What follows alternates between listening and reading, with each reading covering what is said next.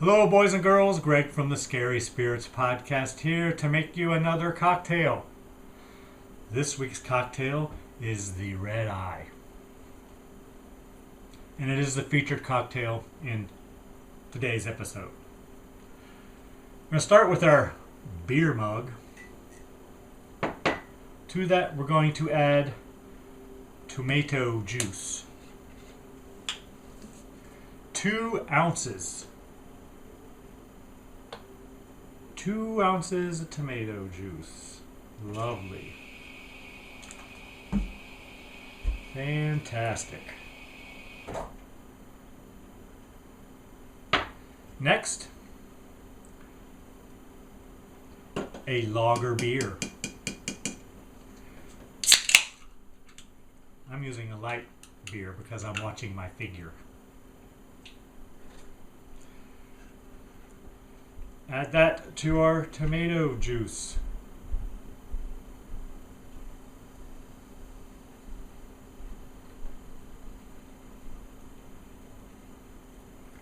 Fantastic.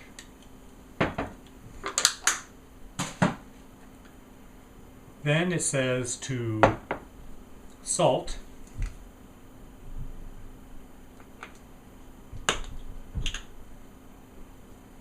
To taste. So I don't know. Wow. Look at that, boys and girls. I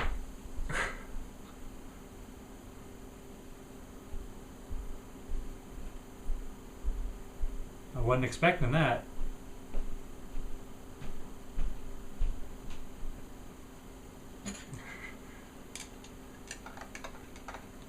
And then we stir.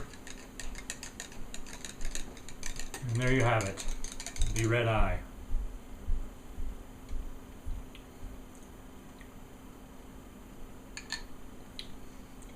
Yeah, it's alright.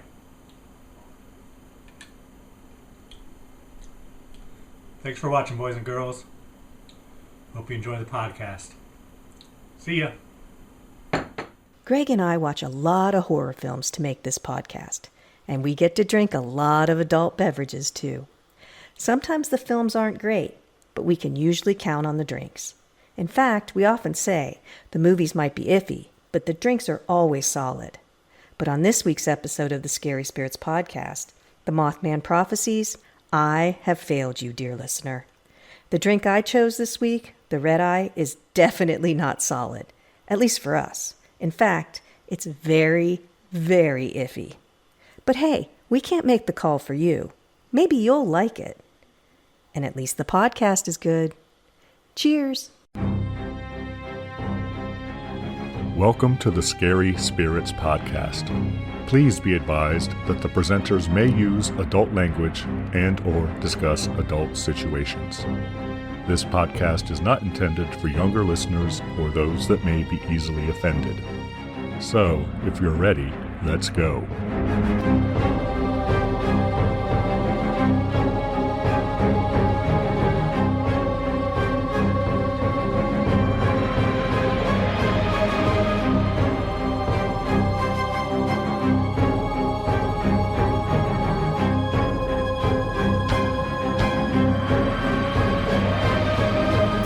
Hi, I'm Greg, Hey, I'm Karen.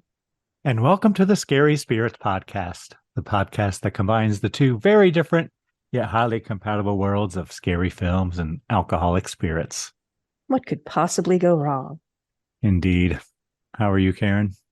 I'll tell you what can go wrong. Picking a drink, that can go wrong. Just going to throw that out there right now before we even get started. Spoilers! I'm doing great. How are you, Greg? I'm good. Thank you for asking. It's what we do.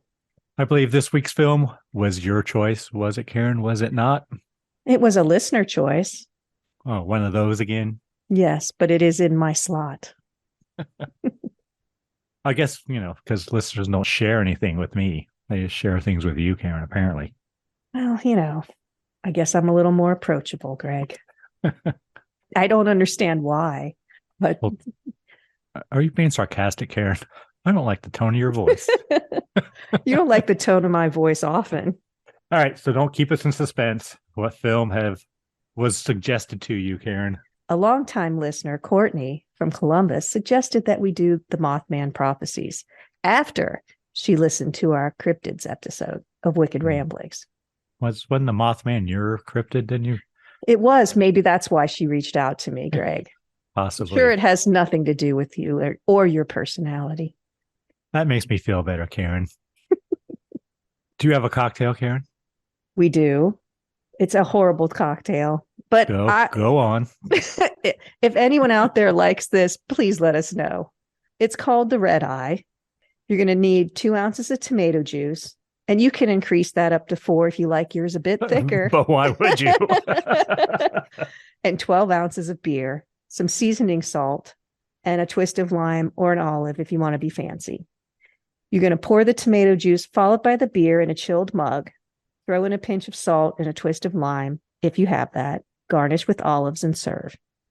So I believe this is a hangover cure. It's served at brunches a lot. It fits the movie. At least I got that going for me. I suppose. I mean, I don't know. Does it? Yes. Okay, you'll have to explain it to me when we get there. It's a red eye. Mm-hmm. I hope I'll remember to explain it to you when we get there. Should we give our friends and listeners, maybe Courtney, time to make their own red eye? Since Good we luck. praised it so Yes, much. I'm sure everyone's running out. It's simple. It is simple. Well, let us know. Go ahead. Make this one up. Hold on.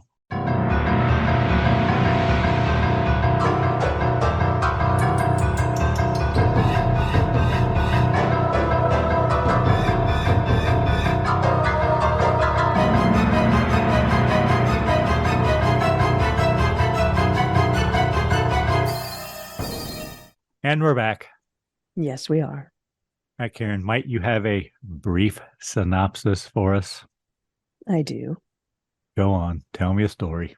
The Mothman Prophecies from 2002. Supernatural thriller focusing on a journalist whose wife experienced a strange moth-like vision immediately before she was killed in a car accident.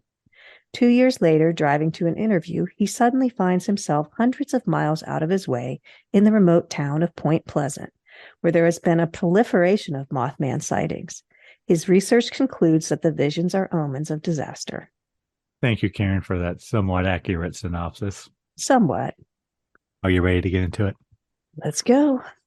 Did you watch this on Amazon Prime, Karen? I did. So did I. Have you seen it before? I have not. Neither had I. I'd heard of it, though, but I haven't seen it. The Mothman Prophecies from 2002. Rated PG-13 for violence, foul language, and sexual content. Not near enough. But there was a little bit there. Film begins and we have words to read, Karen. This story is based on events which occurred in Point Pleasant, West Virginia. Then we have credits. And we see who we learn is John. Before you get into it, Greg, did yours, when you were watching it, have a buzzing effect? Did you notice a buzzing? I didn't listen to this one with headphones on. I was just listening on my computer. So I don't know if it was just turned up loud and it was doing that because it was on. I didn't notice. Okay. I didn't know if they did something every once in a while, like during the credits and things, it kind of buzzed a little bit. Yeah, I think during the credits it probably did. You know, like you could hear it. It wasn't something obnoxious, but it was just enough, like very fast wings fluttering or even some sort of buzzing going around. Yeah, there was probably some buzzing. It happens a couple of times during the movie, but like I said, I don't know if it was just limitations on my speakers or if it was something they did on purpose. It kind of fit, though. So who we learn is John, played by Richard Gere. Apparently he's a reporter or something with the Washington Post. The Washington Post is a morning daily newspaper published in Washington, D.C. It's the dominant newspaper in the U.S. Capitol and is usually counted as one of the greatest newspapers in the country. Do you want to guess when it was established? I'm going to say 1897. Oh, not bad. 1877. So it's an old paper. And no, I don't remember 1877. But it is a well-respected newspaper. All right. So anyway, he calls his wife, but she's in the shower, Karen. Yes, she is. It looks like it's Christmas time. Yes, I wrote Christmas time question mark because there's Yeah. lights, but then we have more credits. He leaves her a message that he's going to meet her there. Okay. He says it's after 6. I'm going to get a ride. I'll meet you there. Doesn't say where they're going. That explains a lot, actually. So John tells his editor or whatever he's leaving, but his editor asks him to stay for the company Christmas party.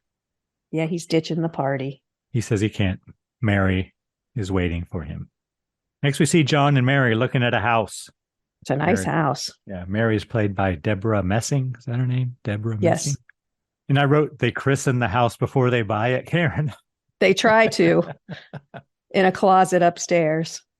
But the real estate agent interrupts them and they basically say, we'll take it. And then they close the door and go back to what they were doing. Yes. So they're a lovey-dovey couple. Yeah, that's what this part's all about, is just showing that they're, madly in love, Karen. Yes, they are. So next they're driving home and Mary sees what appears like a huge bat-like figure fly towards the car. She's driving. She is driving. And they're kissing, and he says, how fast can you get this car home? Yeah. And she's driving very quickly, But speeding. She swerves to miss this thing, and they crash. And in the crash, she bangs her head against the door window. And apparently is knocked unconscious. Yeah, and he's okay. He's okay. He seems fine. He calls 911. Next, we cut to Mary in the hospital. She wakes up, and she's kind of freaking out a little bit. And she says to John, you didn't see it, did you? And John doesn't know what she's talking about. Mary begins to having like hallucinations or something in the room. And she like keeps she's seeing saying something, but we don't really see what she's seeing. Yes, and she keeps saying there's something wrong. There's something wrong. Yeah, she says there's something wrong with her. So they do a CAT scan. Then we find that Mary has a brain tumor because John is telling his coworker, Ed. Yeah, did you see when they were doing, I thought it was an MRI, but it could have been a CAT scan. But I don't know. I didn't know what to call it. But when she was in there, they were kind of looking at the different levels of the brain. Didn't it look like a moth? It did. Where her tumor was? Yeah, where her tumor was kind of looked like a moth. So they find the tumor and it's a glioblastoma, not a glioblastoma, as he keeps saying it. Oh, is that what he calls it? Yes, and it just ruffles my feathers, but it's a glioblastoma. And it's the most common primary brain cancer. And they say hers is in the temporal lobe. So do you know where your temporal lobes are? You probably do.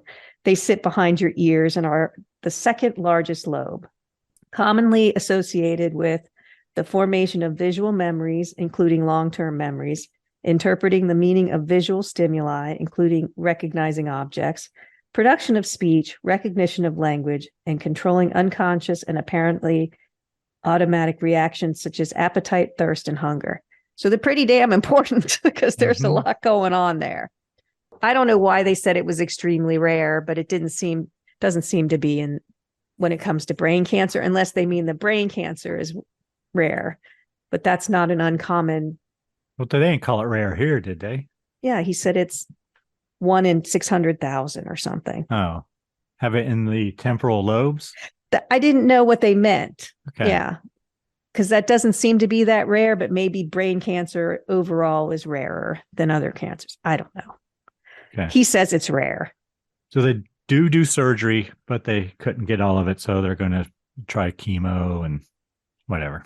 Yeah. So she has to do chemo. So as long as she can keep her strength up, she'll be okay on the chemo. And he says 2 weeks ago, we were house hunting. And he goes on this little spiel about how the universe just picked them out because they were happy and just zapped them with sadness. It's just one of those things where everything can change in 24 hours or even less, in 15 minutes. Your whole life in an is instant. Different. Yeah. So next we see John. He goes to the scene of the accident. Mary, he's by her bedside, and she does say 2 things to him. She wants him to be happy, and she's sorry for ruining everything. And the reason that's important is it comes up later. Mm-hmm. Those things that she says to him while she's in the hospital bed. But John tries to figure out what happened. He's looking around, and we don't know what he's thinking, but... No, but he's looking around, and does he see something on the front of the car? He does. Doesn't he see some like residue or Mm-hmm. like maybe they hit a big bug? Or something's burned into it or something. Yeah, it's something's on the car. Right. But he even sees like, a couple like orange barrels with orange Red, lights with red lights on them. Orange red lights. Okay. Red. You can almost see in his brain, his thinking, is that what she saw? Whatever. Right. Was it the barrels or what? Yeah. So he gets back at home. He gets a call. We don't hear the call, but he rushes to the hospital. So he's in the new house, right? Yes, I think so. I think he is. But it's all set up. Like all the furniture is in and everything, which I thought was a little strange because they were driving home from buying the house, weren't they? Yes. Or was that later? They were driving home from buying the house. And they crashed. Well, actually, they just made the offer. That's when they crashed. They made the offer. So I don't know if it looked like the new house, though. It's a big house, regardless.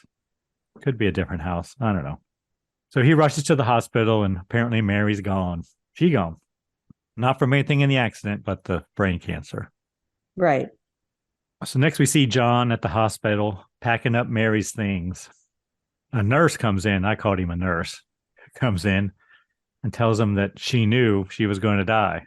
He says she was drawing angels. So John goes to look at their sketches, and I wrote, they don't look like angels to me. No, they don't. Well, I guess they are the kind of angels I'm familiar with, Ken. True. And they start off rather simple. So they do look a little bit like angels, but they get darker and darker as he sifts through her journal. Yeah. We don't really have a good sense of time, though, do we? How much time has lapsed? No. Because she has the accident. They do the scan, find out she has cancer. They do brain surgery. She's in the hospital. She looks pretty good when John visits her the last time. Yeah, because she's on chemo. Yeah, so I don't know. That's what I mean. Maybe the house was set up. Maybe it's been months. Who knows? But it wasn't, though, because later we find out she died on Christmas Eve. Or he says it was 2 years ago, Christmas Eve. Later. Oh, that's true. But maybe he's talking about the accident. I don't know. It's confusing. There's time issues with this. Until right now, because it says. Now it says 2 years later. Yes. So we know that. And we see John on the TV talking about politics. And they ask him about candidates for some president, I think. Yeah. And he starts to talk about the governor of Virginia, McCallum, which, isn't only important because, again, that comes up later. Yeah. But John's coworker, Ed, I think, is trying to set him up with a date. Trying to do a blind date. But John blows him off, decides he's going to drive to Richmond that night. Actually, he calls John at 1 a.m. to tell him, hey, sorry about tonight. I decided to drive to Richmond. I'm on my way there now to interview the governor. Yes, because he's up and he's wired and he figures it's a little bit complicated. His interview got changed from one night to the next. So he's just going down early. He's just going to spend the night there and then interview him later. So John's car dies. He looks at his watch and it's almost 2:30. It's like 2:24, something like that. I don't know. His car dies, his watch is stopped, and his phone won't work. His watch didn't stop. Yeah, it did. He just looks at it. Oh, I thought it was stopped. No. And he has no cell service because he tries to call. And he's in the middle of nowhere, it looks like. He is. But he walks to a house nearby and rings the doorbell and knocks on the door. I wouldn't have walked. Would you have walked? Wouldn't you have just stayed in your car? I mean, I guess it was kind of cold because it's December, but still, I was like, where's he going? He doesn't know where to go. True. A man answers the door, Karen. He says to his wife or girlfriend or whatever, it's him. And he grabs John, takes a shotgun, and forces John into the house. Into the bathroom. He says, I've been waiting for you. So John just knocks on the door and says, hey, my car broke down. I need to use your phone. And this guy grabs him. It's him, and throws him in the shower and points a shotgun at him. Police officer Connie arrives. And the man who we learn is Gordon tells the officer that John is stalking him. He's knocked on his door at 3 or 2:30 in the morning, the last 3 nights in a row. Which is creepy. And John's like, no, I'm not. I've never been here before. I don't even know where I am, really. the police officer asks Gordon's wife, and she says she didn't see the man the previous nights, but she did hear the knocking. So the police officer, Connie, gives John a ride into town. She talks Gordon down, and then says she'll check him out, whatever. Yeah. He has his ID and everything, but she says she'll take him to town rather than having him sleep in his car. So she takes him to a local motel, and John tells her he doesn't know where he is. Like, where am I? He learns he is in Point Pleasant. He asked the night clerk, where am I? On a map. Yeah, show me on a map. And he says, well, right on the border. He looks at the wrong border. Yeah, he's looking at Virginia, North Carolina. Yeah. And the guy says, no, Ohio. So this is when he learns he's in Point Pleasant, West Virginia, which is on the Ohio River. Yes, and he seems very surprised by that. He does. Because he wasn't heading in that direction, Karen. No, he was not. Next day, the mechanic tells John that there's nothing wrong with his car. Can't find a thing wrong with it. Looked like an electrical issue to me, Karen. Those can be tricky. Yes. But he's also talking to Ed on the phone the next morning, right before he talks to the mechanic, who is his friend at the paper. And he said he doesn't understand what's happening because he said he left DC at 1 a.m. and he was doing 80, but it was 2:30 in the morning when he got to Point Pleasant, which should have taken him, 8 hours or something like that? 7 hours. I can't remember what he said. So there's some sort of time warp going on. But he's surprised when the mechanic says, you don't owe me anything. The mechanic's like, what's wrong with you, dude? I didn't find anything wrong. You don't pay me. Well, you should at least pay him for the tow, I think is what he was. Well, at least the tow. Nobody does that for free. You still have to pay them for their time for looking at it. Right. But I guess it's small town. No, where I take my car, I've taken it there, and that's why I go there, is because I took it there once and they said I couldn't find anything wrong, no charge. I'm like, oh, okay. Well, you're my guy from now on. You're from now on. Congratulations. They probably do that once you get them with this. Just tell them. No, they've done wrong. it before for me too. So then John's in town walking around and he runs into Gordon. Sees him going in the paint store.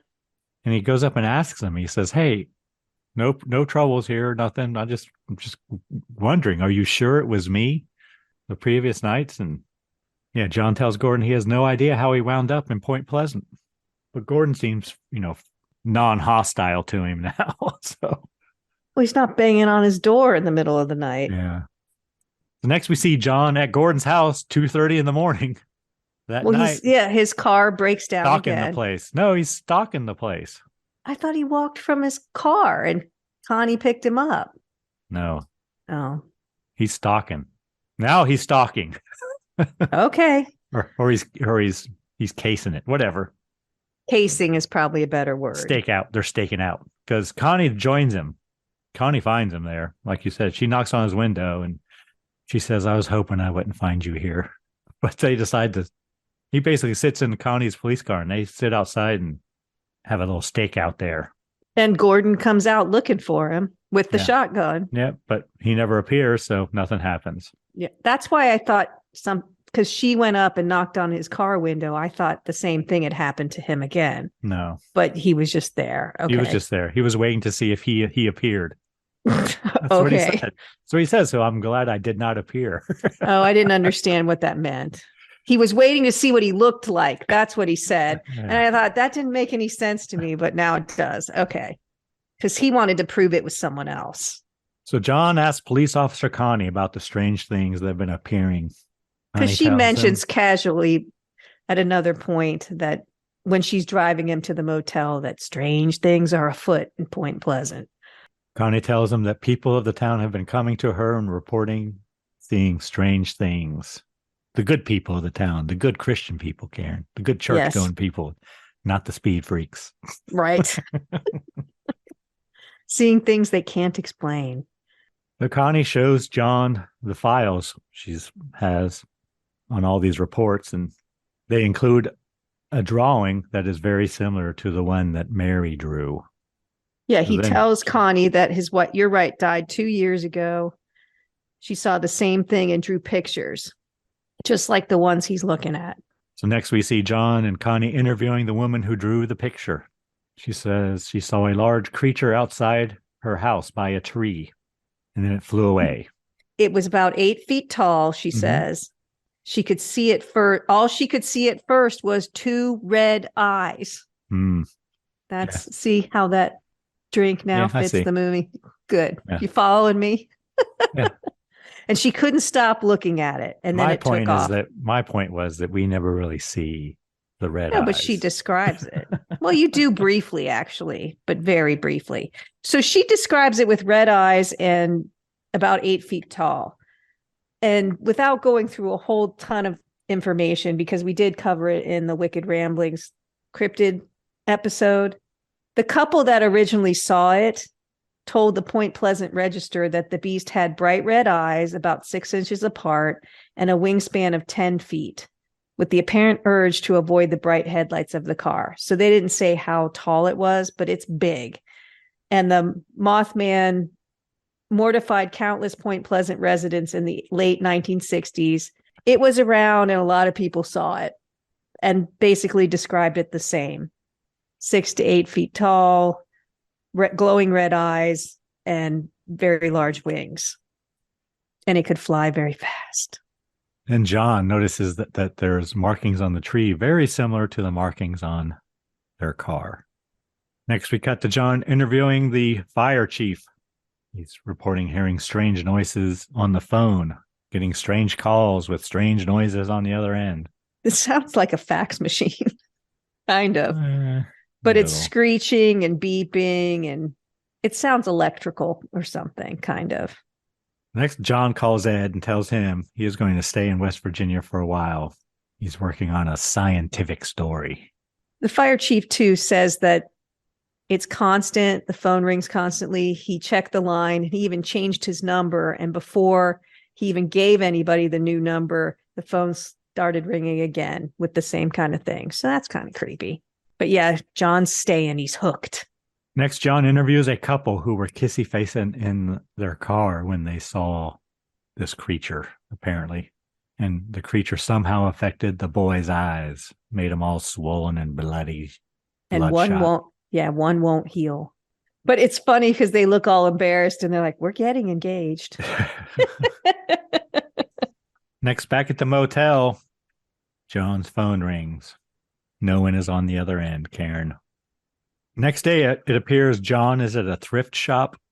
Yeah, what's he looking for? Oh, I think he wants an answering machine. He wants an answering machine. Yeah, that's right.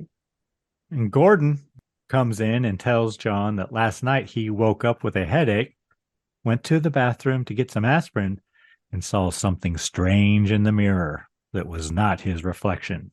Then he heard a voice coming from the sink telling him not to be afraid, that 99 will die in Denver, 9, or something to that effect. Yeah, he said he wrote it down. He also drew a picture very similar to those that Mary drew. So they leave the thrift shop, and as they're walking down the street, Gordon's ear begins to bleed. So I guess Joe takes him to the fucking hospital, or John takes him to the fucking hospital right there, and they have a CAT scan done or whatever. Because he's convinced that Gordon has a brain tumor, just like Mary did. Not good to bleed from your ears, that's for sure. They find nothing wrong. But Gordon doesn't believe it. No, he's convinced he has a brain tumor now. And the doctor says there's, surely nothing there to suggest something as exotic, he says, as, what'd you call it? Glioblastoma. Glioblastoma. It's what Neil Peart died from. So I guess they're in the diner next. Well, the doctor's, because he's like, if you want a second opinion, go get one. But there's nothing there. And Gordon's wife is trying to convince him there's nothing there. But Gordon just doesn't believe it. But yes, then they go out for dinner at the diner. So they're all in the diner discussing Gordon's migraine. That's what the doctor said he had. And John sees something, and he gets up and walks away and walks towards the TV, Karen. Apparently, Flight 9 out of Denver has crashed, and 99 passengers and crew members are all presumed dead. Yeah, that's a little freaky to Gordon. It is. So I guess the next day, John calls Alexander Leek, who apparently is an author who wrote a book on prophecies. theories on precognition and prophecies. And he refuses to talk to John. Well, the funny thing is he says anything you want to know is in the book. Yes. Which is classic. A lot of people will do that in interviews. The interviewer will be asking them questions and they just keep saying, it's in the book, buy the book. It's in the book, buy the book. It's a terrible interview, but they don't want to give away too much because no one will buy the book. Basically, he just hangs up on him. Good day. Yes. Not helping you. Then we see John and Connie. Are they at the motel or are they at her place? Wait a second. So before he does hang up on him, he asks him a question and he says, have you been contacted or have you just have a professional interest in this? And John says, I'm a reporter for the Washington Post. And that's when Leeks hangs up on him because he asks him first, have you been contacted? Like, has something contacted you? And he doesn't admit it. He starts to say yes, and then he goes into reporter mode and Leeks just hangs up on him. Well, I'm not sure he really would even consider himself being contacted yet. True, but it's not just a casual interest. He has been pointed to him in a substantial way, I would say. The next we see John and Connie. Are they at the hotel or motel? Or I think they're at her place. Okay, that's what I thought too. And she tells John about a dream she had. She was in water, surrounded by gift-wrapped presents. And it was so cold she couldn't keep swimming, so she's trying to grab for one of the presents to stay afloat, but they kept floating away from her. Then she begins to sink to the bottom. Like a stone, she says. She can feel herself dying. She knows she's going to die. And then she hears a voice saying, wake up, number 37. And she wakes up. She's like, what does that mean? What could it be? I don't know. Did you know right there what it was? No, I had no idea. Really? Yeah. Okay. Next day, Gordon tells John he met the voice that told him about the plane crash. He tells John he was driving when he saw a bright flash of lightning and then something was circling him and he couldn't catch his breath and a figure approached him that looked human but wasn't quite right. It was like a man with a trench coat and a very tiny head. So they're showing, as he's describing what's happening, they're showing us the reenactment, basically. Yeah, so we're seeing looks like a man walking backlit. That's what it looks like, right? Yes, but his head's real tiny and his body's he's backlit. Yes, I know. It's funny. Okay. But yes, as he's telling John what's happening, we're seeing it. And he said the figure told him not to be afraid. My name is Indrid Cold. And he tells him something about in a place near the equator, 300 will die, and to wait for him. I will return. So then Gordon pulls out a newspaper and shows it to John, a story about an earthquake in Ecuador with 300 presumed dead. So does Indrid Cold mean anything to you? Not to me. Yeah, I didn't really look it up, but I didn't know if there was any significance to that. Not that I know of. Next day, I think, John is checking out the spot where Gordon saw the figure, and he kind of has flashbacks to being in the hospital with Mary. Nothing really happens, though. Back at the motel, John plays the latest tape of the message the fire chief received. And John's phone rings, and it's Gordon again. And he says he has Indrid Cold with him. Right next to him. Yep. John tells him, put him on the phone. The voice on the phone begins to tell John all about his parents. He starts off with history. Hello, John Klein. Yeah. And then he just proves that he's someone who knows him very well. Then John hits the button on his phone mate answering machine. To record the recording the conversation. And John puts his wristwatch in his shoe and puts it under the bed. And Indrid knows where it is. John keeps testing him. And every test, Indrid knows exactly what's going on, right? Passes every test. Things no one else could know, basically, right? Yes, true. I mean, at one point, he says page something or other, third line of a book, which I don't think even John knows exactly what it says, but Indrid reads it back to him. Yes, so he's just doing things right around him. He holds some chapstick in his hand, puts his watch in his shoe, puts it under the bed, and then pulls out a book, page 50, whatever, line 3. What does it say? So he's also feeling paranoid that someone's in there watching him or filming him or something. So he starts turning lights off. And I mean, it's freaky.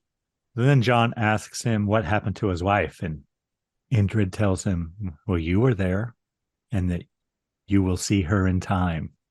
Why ask him something you already know?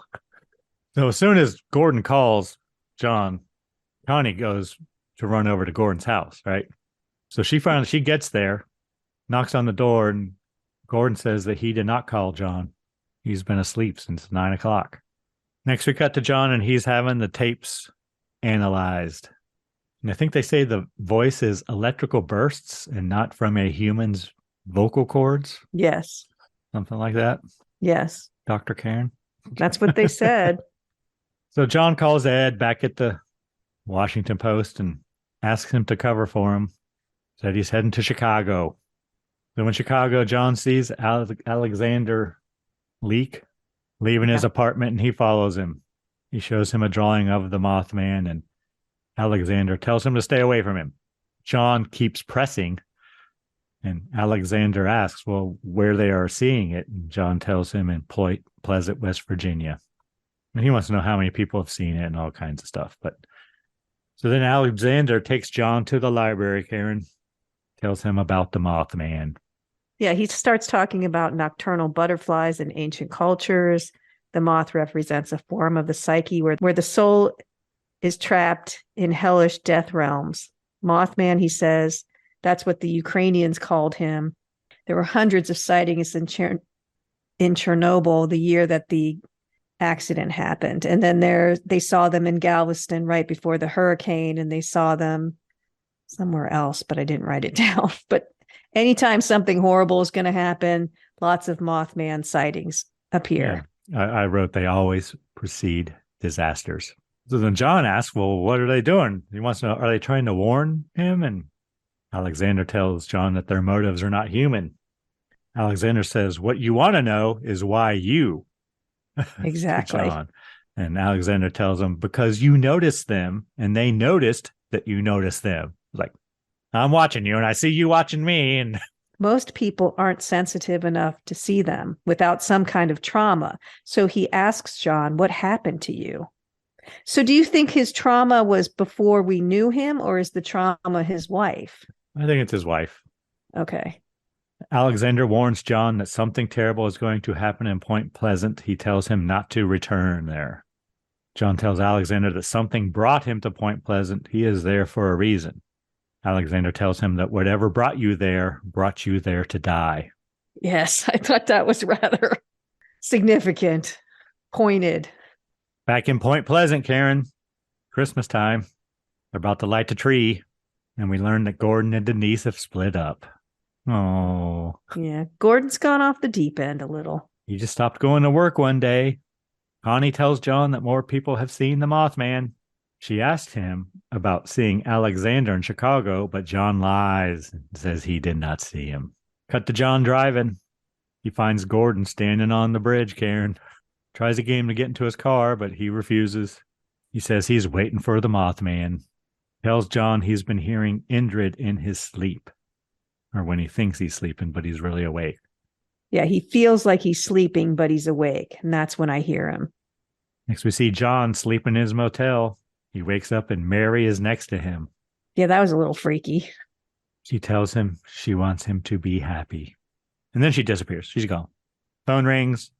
Voice on the other end says, Mr. Klein, this is your wake-up call. And he says he didn't ask for one.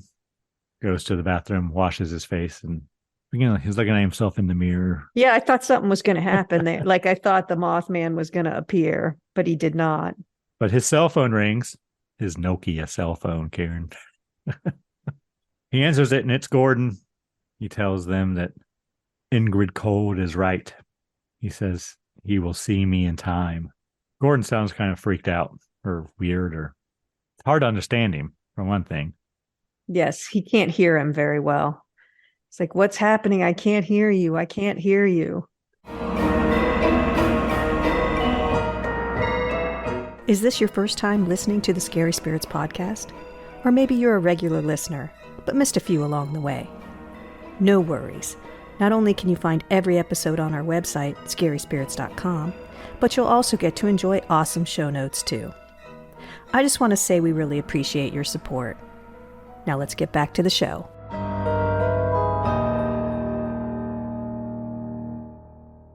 So John drives over to Gordon's house.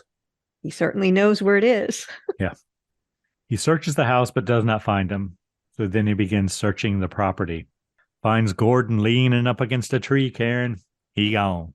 He does the thing where he puts his hand over the eyes of Gordon and doesn't move his hand hardly at all, but when he pulls the hand back, Gordon's eyes are closed. Yeah, that must not take much to close people's eyes, because that happens a lot in the movies. I know. They It's barely like they just put their hand over their eyes and then their eyes, I don't know, whatever.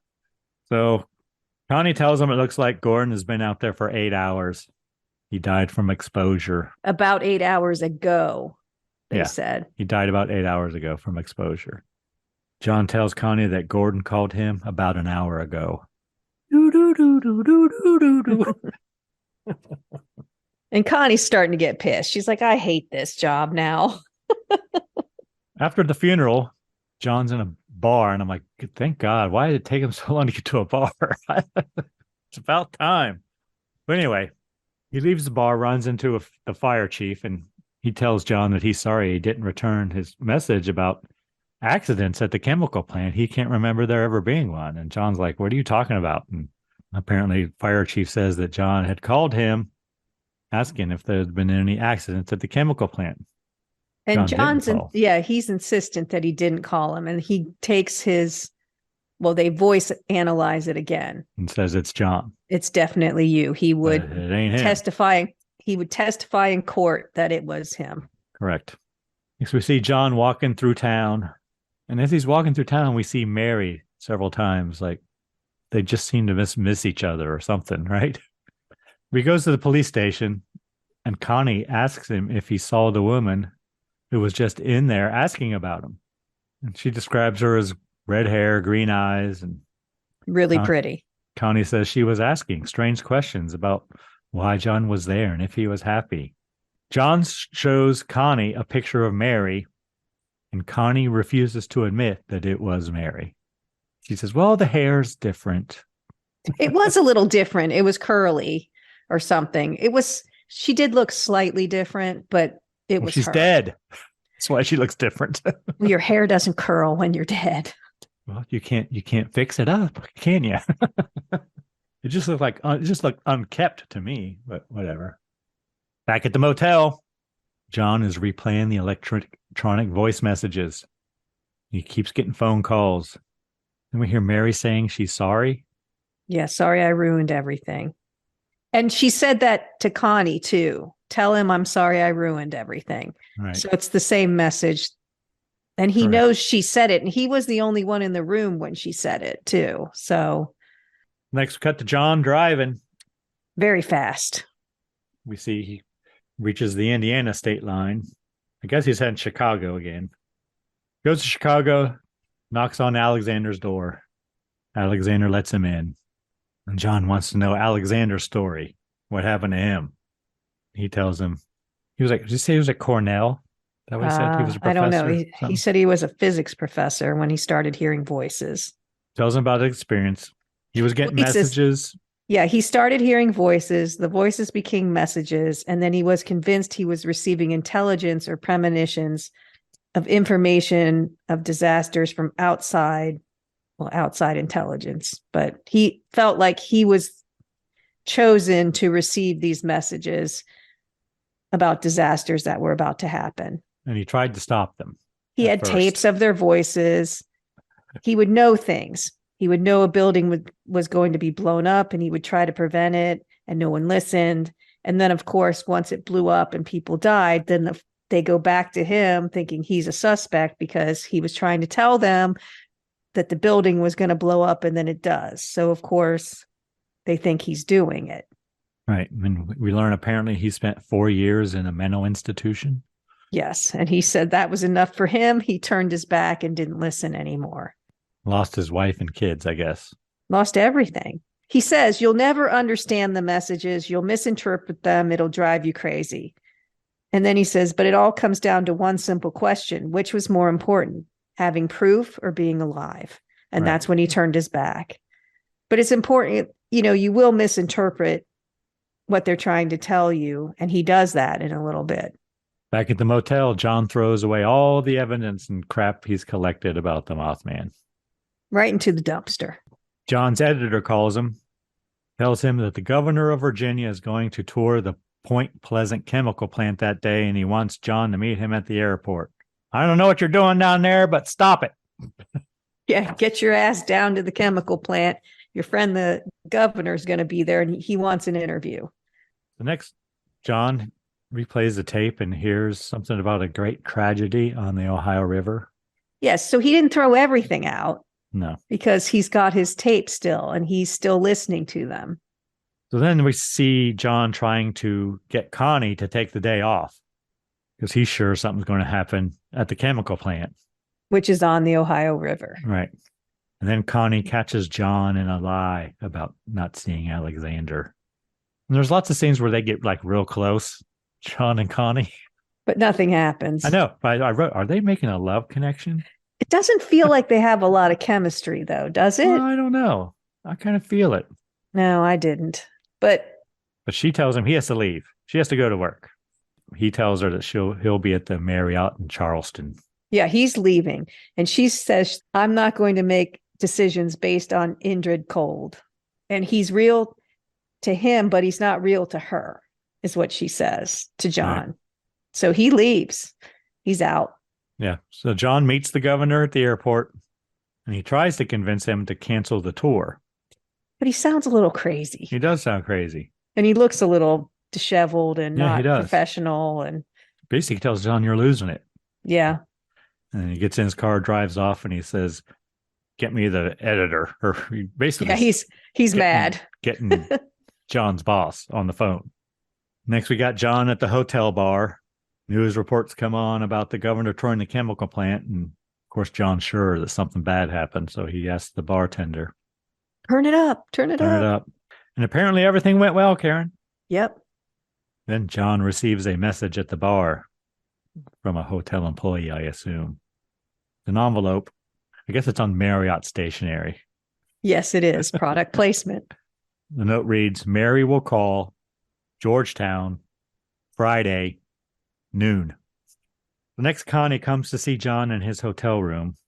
He tells her that he is going back to Washington and tells her about the message.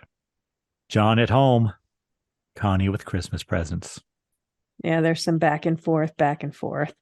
John's phone rings. It's Connie. Yes, it's about 7 minutes till noon. Yes. It's a little before noon, and she's trying to keep him from getting the phone call at noon. She wants to talk for 10 or 15 minutes, yes. She says. And she's booked him a flight, Karen. Yeah. From Columbus or from Dulles to Columbus. And then he can drive from Columbus to Point Pleasant, I guess is what she's saying. And be there in time for Christmas Eve. Well, where else are you going to fly to, Karen? Seriously. Yes, but you could drive. Maybe it would take less time. I don't know. Yeah. But seriously, by the time you get to the airport, park the car, go through security, be there an hour early or whatever you were supposed to do back then, it works out. It's not that much faster. Probably. You're probably right. But she says it's Christmas Eve and he should not be alone. She tells him that planes are going to crash and people he loves are going to die and there's nothing he can do to stop it. John tells Connie that Mary is supposed to call at noon. Connie says it may sound like her, but it won't be her. She's dead, John. She gone. Indrid Cold is lying. And she tries to get him to come celebrate Christmas. She tells him they eat at 6 and open presents at 8. And I hope I will see you. So he hangs up and his phone rings and it's noon. Okay. Now it's noon. Your dead wife is going to call you at noon. It's been 2 years. Would you pick it up? I think I would pick it up. I would pick it up. Yeah, I'm pretty sure I would pick it up. Even with all the stuff that's going on, especially with the relationship they had and, how they, Is it my dead first wife or my dead second wife, Karen? the one that you had a relationship like Richard Gere the one and I Deborah really Messing. like? Yes. Okay. Yes, I would pick it up. But don't you think you would? I can't imagine not picking it can't. up. But anyway, what happens? But here I wrote, I had that same phone. Way to ruin the moment. But John rips the phone out of the wall. He does not pick it up. He does not answer it. And he's getting ready to leave the house, I guess, to go celebrate Christmas with Connie. And the phone begins ringing again, even though it's not connected anymore. Now that would freak me out. Yeah. John leaves. Because then you might think it was a demon or something. But I still think I would have picked it up. So we see John driving. I guess he took the flight to Columbus and he's driving to Point Pleasant. Sign says Point Pleasant, 71 miles. I'm not sure where he's coming from. I think he's in a different car. But he gets to Point Pleasant and traffic is stalled on the bridge entering Point Pleasant, Karen. Apparently there's a problem with the traffic lights or something, he learns from someone else. And we see Connie on the bridge. Then John begins hearing like a pulsating noise or some shit. He's hearing something. He can't tell what it is. And the bridge begins to sway. Yes. And she noticed that. Connie does on the bridge. And then John runs towards the bridge. He starts telling people to get out of their cars and get off the bridge. And he bangs on the window of the boy who they were interviewed that was kissy facing with his girlfriend. And a cable breaks right above and lands right on top of his car. I think he gone, Karen. Yeah. And his girlfriend is getting her wedding dress in town. Yes. So they weren't lying. They were engaged because she runs out when all the noise starts happening. But Connie's doing the same thing. They're both trying to get people off the bridge. Yeah. Like Connie turns on her lights on her car. And she calls it into the station like, shit's about to hit the fan on the bridge. Help. Yeah. Help. And there's just chaos. There is. On the bridge. One by one, the cables start breaking. John and Connie yell at people to get off the bridge. Connie gets in her Jeep Cherokee, I believe, and begins calling. It is a police car too. Though. Yeah, for help, yeah. And cars begin falling into the water. John watches as Connie's police car falls into the water. It takes a while. I mean, this is very long scene yes. of chaos. And it's a good chaotic scene, I think. But yes, he sees her car finally go in. And he jumps in, Karen. Okay. Jumps in the water. He jumps in feet first. Yes. And then he has to swim down. Now, I don't know how deep the Ohio River is, but how long do you think? It varies, I'm sure. But how long do you think a normal person can hold their breath? I don't know. Because these movies always drive. I mean, when I was a kid, I used to try to hold my breath through like a whole commercial break. So that's like, what, 2 minutes? Yes, but that's practice. Just to see if I could. That's not weird at all. Totally normal, Greg. Totally normal. But just, okay, you're all excited. Like, you have to feel your heart's pounding. I mean, adrenaline is rushing. So maybe you get a little bit more. Yep. But the normal person, the average person who hasn't done any training like they're not like deep lung diving, or holding their breath longer and longer during commercial breaks. 30 to 90 seconds. Okay. Well, that's about the commercial break, right? 90 seconds? Maybe, but he has to go. It just, in movies, it always kind of drives me crazy because people seem to stay underwater for extended periods of time. He does get to the car and take a breath in the cab. Yeah, because there's an air pocket in the car. But still, would you want to open your eyes in the Ohio River? No. My brother, my oldest brother. I don't even want to get, well, I have been in it, Karen. I didn't really want it to, but I did. There is I wouldn't call it a race exactly, but on a certain day of the year, I can't remember when, my older brother would go, and a lot of people did it. They would swim across the river and back from Cincinnati. He would say that he took Pepto-Bismol before the race, because if you swallow any of the water, it's not, it's gross. It's not good for you.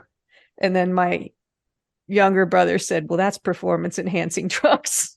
You shouldn't be allowed to use Pepto-Bismol.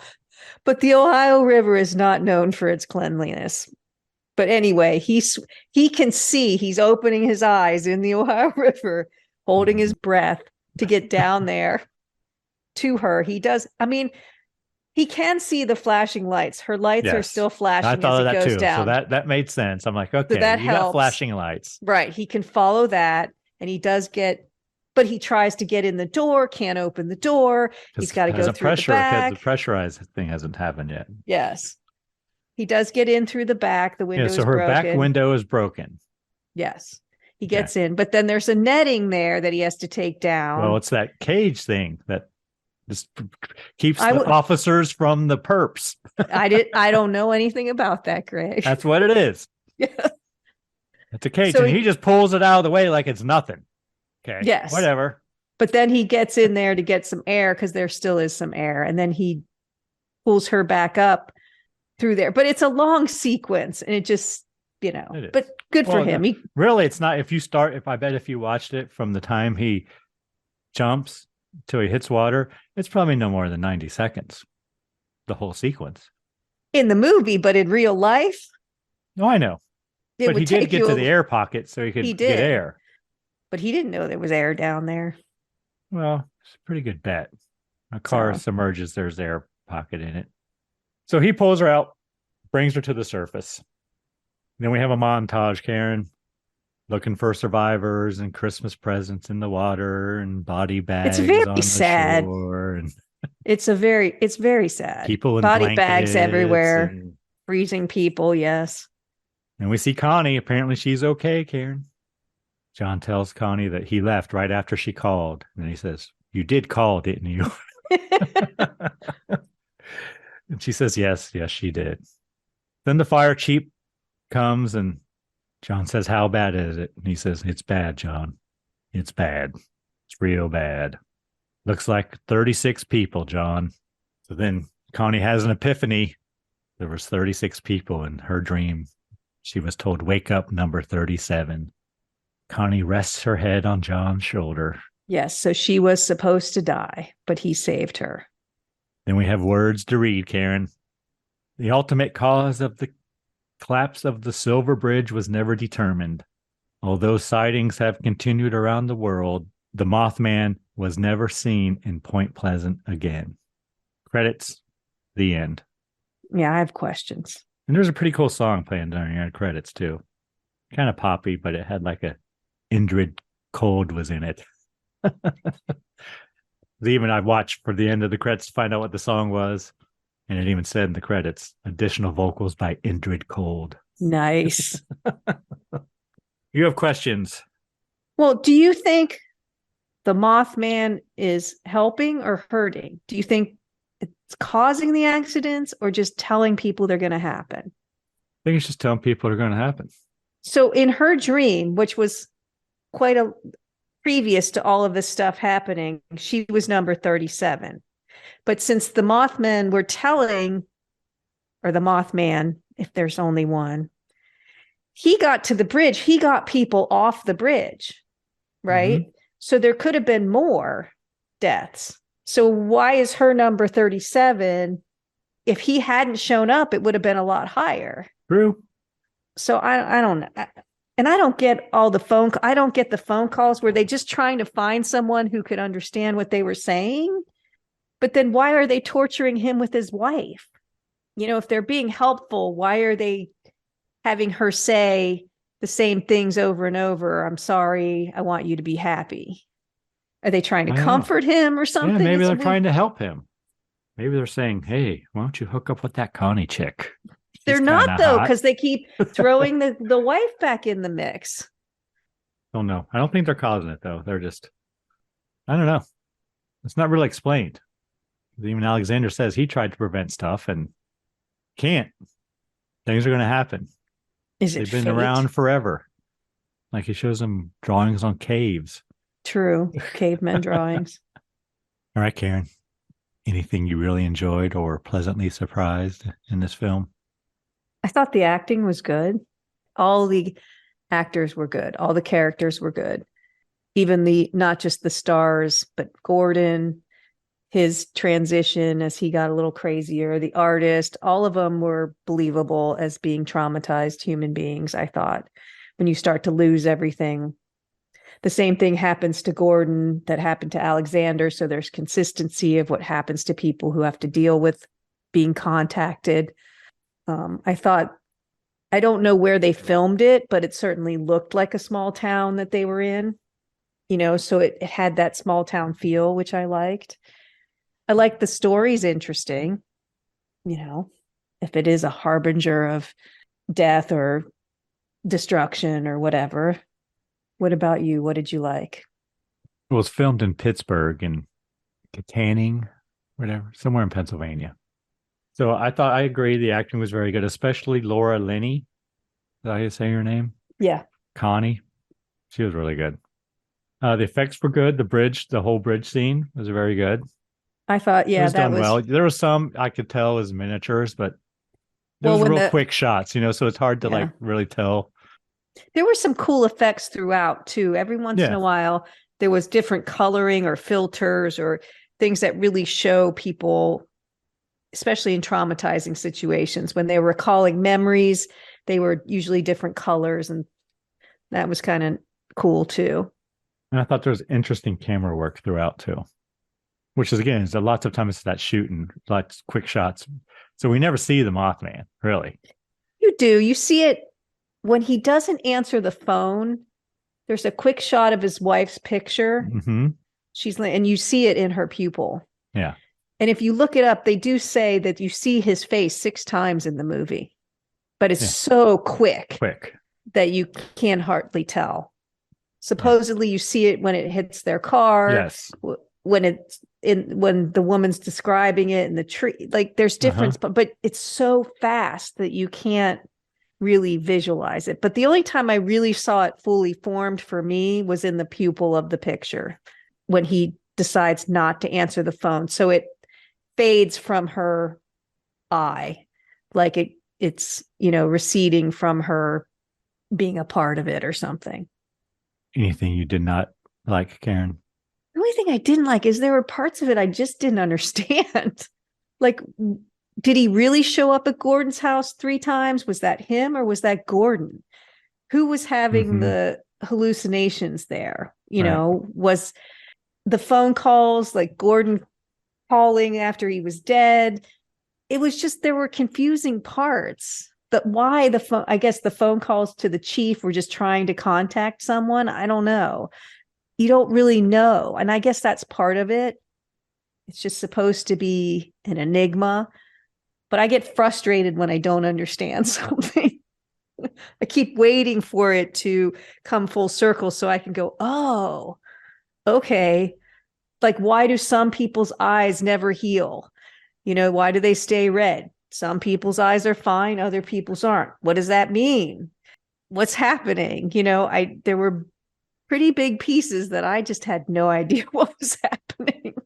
You? Not a lot. I think it was a little too long. Well, I wasn't looking at my watch. You know what I mean? No, it was easy to watch. It was. Yeah. Like, I did check how long you had left. Yeah, but that wasn't until it was like half over. And I was kind of surprised. I'm like, oh, it's already half over. So it didn't seem, it was long, but it didn't seem long. You know what I mean? There were parts. There were a lot of backgrounds. They didn't need this part, Well, they didn't need things like him showing up 3 nights in a row at the house. Right. He did need to meet Gordon, but he could have just used the phone and then, or I don't know. There were just parts I couldn't piece together. Yeah, or Gordon could have been just one of the people that they interviewed or that Connie told him was seeing stuff. But I guess there had to be some event to spark his curiosity from the beginning, other than to be someplace where he doesn't know how he got there. But the time warps, those were confusing too. Yeah. Was that him being hallucinating? Go through a portal? I don't know. Don't know. I just know I don't want to see the Mothman because that can't be good. And in reality, Karen, 46 people died on the bridge, not 36. Yeah, I did see that. And the last, the thing I read where it says that the collapse has never been explained, that is not true either. It's found to be caused by the failure of an eye bar in the suspension chain. Yeah, I think when we talked about it before, the bridge was built when cars weighed a lot less. Mm-hmm. And so when all of the cars got stuck on the bridge for extended period of time, that's what they think caused the failure. But why did they get stuck on the bridge, Karen? That's true. Why was there some supernatural forces at work? Why did the traffic light malfunction? All right, Karen, what kind of cocktail rating you want to give this film? I don't know, because it was really good, but there were parts of it I just don't know what was happening. So I'm not sure. It's definitely at least a 3.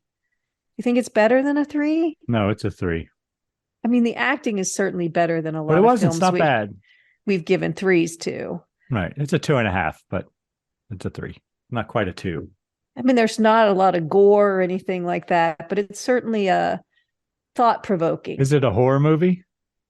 It's a thriller. Yeah. For sure. Psychological thriller.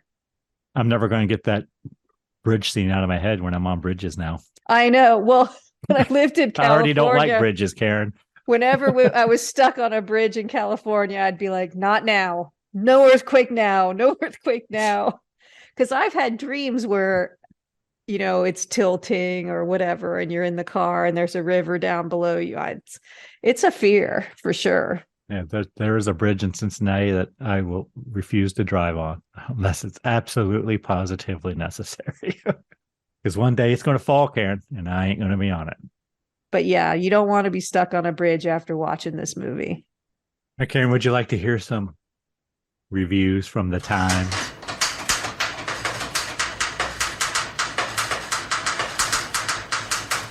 Did the Washington Post do one? I don't have one from the Washington Post. Just curious. Critics Corner. From way back in 2002, Karen. First one I have is from Rolling Stone magazine. I'm just going to read the whole thing of this one. By Pete Travers.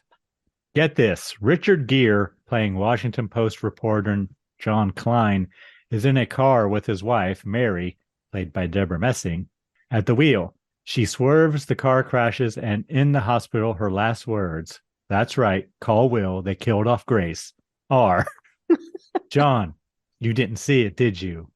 See what? The Mothman, dude, look at the title. John's search for answers lead him to Point Pleasant, West Virginia, where Sergeant Connie Parker, lovely Laura Linney in dowdy Fargo garb, tells John that the locals have been spotting a 6-foot flying creature with huge red eyes. Then there are those weird phone calls from alien voices warning of impending catastrophes. Where does Hollywood find this stuff? In this case, screenwriter Richard Hatem based the film on the bestseller by John A. Keel that detailed the strange occurrences in Point Pleasant from 1966 to December 15th, 1967, when the town's Silver Bridge collapsed, drowning 46 people, after which the sightings and messages stopped. How do you make a movie of that? Director Mark Pellington, who juiced the suspense so effectively in 1999's Arlington Road, essentially decided not to. He sets the film in the present and refuses to let us see the Mothman in the name of plumbing psychological depths that you just don't get in creature features. Too bad. Until the bridge collapse, which is scarily staged, this mumbo-jumbo plays like the X-Files on Prozac. No wonder the actors looked narcoticized. It was very mellow. It was. My next one, Karen, is from the San Francisco Chronicle. Carla Meyer, December 25th, 2002. This one I will paraphrase. The Mothman Prophecies doesn't resort to the cheap jolts of other thrillers, which is commendable. Unfortunately, the movie's more abstract scare tactics, flashes of a spooky winged creature, disembodied telephone voices, are so restrained that viewers may start to yearn for a boogeyman to burst from the closet. Richard Gere makes an effective everyman, dropping the rapid blinking and heavy breathing he sometimes uses as shorthand for distress. Yes. Laura Linney possesses such a noble bearing that the regulation police officer duds actually become her. Director Mark Pellington has visual panache as he showed in Arlington Road, using a palette of blues and grays, inventive camera angles, and subtle musical cues. He establishes an eerily beautiful mood early in Mothman, but he overdoses the visual tricks. Some events in the film supposedly really happened in the 60s in Point Pleasant, West Virginia. Mothman sightings, lore, and paraphernalia apparently are still the rage in the area where the monster is sort of the Appalachian Sasquatch. This movie has a 52% approval rating on Rotten Tomatoes, 6.4 out of 10 on IMDb, and 87% of Google users gave it a positive rating. It's quite the range. All right, Karen, what'd you think of our cocktail? Oh my God. It's terrible. I'm not even going to pretend. You didn't finish it. I have a lot left. Karen. Yeah, you can't even. I apologize. People like it. It's all over the internet, but it's terrible. To be fair, I don't care for beer. So right off the bat, I'm at a disadvantage. I do like Bloody Marys. Yes. So that's not an issue, but there's a lot of Bloody Mary in it. What does Bloody Mary have that this doesn't besides vodka or whatever? it's not much. It's hot usually sauce? Doesn't Bloody you can Marys put have hot hot sauce sauce and stuff in it? It's usually, I think, I used a V8 So and did that I. has less salt than tomato juice. So I think- used low sodium V8, Karen, so I think you're missing the salt too. but But I added salt. I think partly it's the beer that it's just not a good combo for me. I don't know. Now that If I think anyone about else- it, I believe salt does make beer foam. So that made sense when mine foamed up. If you like it, I'd like to hear from you. Yeah. You like a good red eye the morning Prove us after. wrong. Fight us. If this is your hair of the dog and we're just full of crap, you let us know.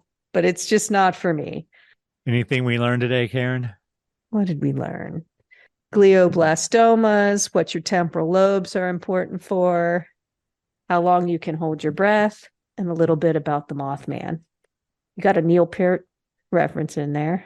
Not a happy one, but Nope. we trash talk the Ohio River quite a bit. No, it's not that bad, really. But they do find bodies in there occasionally. So It didn't catch on fire like no, it did the not. Cuyahoga. Is that the river in Cleveland that caught on fire? Probably. All right, Karen. Anything else? Are we on to the next? I think we're on to the Film. next one. That would be your film. Is it mine? It is. Okay. Next week, Karen, we're going to watch a Hammer film. What? A Hammer film? Yeah, I know, it's shocking. The film we're going to watch is called Taste the Blood of Dracula. Are you sure we haven't done that one? No, we have not, Karen. From 1970. Groovy. Why did you choose that one, Greg? Well, Karen, our next episode comes out June 14th. And Taste the Blood of Dracula was actually released today. If you're listening to this episode on the day it goes live, June 7th. So I'm doing it next week. Okay. Taste the Blood of Dracula, Awesome. starring Sir Christopher Lee. Peter Cushing, too? Oh, I don't know. I don't think so, Karen, but we'll see. Do you have a drink to go along with this charmer? I do, Karen. Can't wait. What do you got? It's called Dracula's Blood. Awesome. I know, right? We're going to run out of those eventually. There's no way.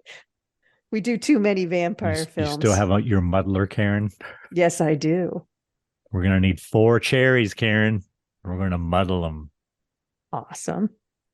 Then we're going to need some simple syrup, some Merlot, Merlot.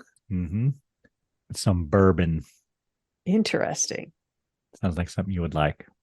Yep. Dracula's Blood. Going to be nice and red. And thick, too. Oh, Thick God. and bloody. Awesome. I'm excited. Do you like Merlot? No, but I'm excited. Anyway, just to see how this turns out. What it looks like. Yeah, so that's what we're going to drink. Anyone you need to thank this week, Karen? Well, Courtney. Oh, yeah, Courtney. Courtney Oh, from yeah. Columbus. Courtney from Columbus and her for reaching out and asking that we do this movie. Thank you, Courtney. And I'd like to thank our listeners. There's a lot of podcasts out there. Thanks for spending time with us. How about you, Greg? Who do you need to thank? Well, I need to thank Jackie Ions, who subscribed to our YouTube channel, and Melissa Kinslow and Sawjer, SAWJRE234, who subscribed to our website blog. Awesome. Which is basically subscribing to our episodes, because our episodes come out as blogs on our website. And of course, the band Verse 13. We're providing all the music in the Scary Spirits podcast. The music definitely makes the podcast better. Anything else, Karen? Please drink responsibly. Yes. Thanks for listening to the Scary Spirits podcast, where the movies might be iffy, but the drinks are always solid. We would love to hear from you. You can find us on Facebook, Instagram, and YouTube at Scary Spirits Podcast, or go to our website, scaryspirits.com. And if you want the direct line, email us at info@scaryspirits.com. If you really want to help us out, leave us a review on Apple Podcasts. And remember, always drink responsibly. See you next week.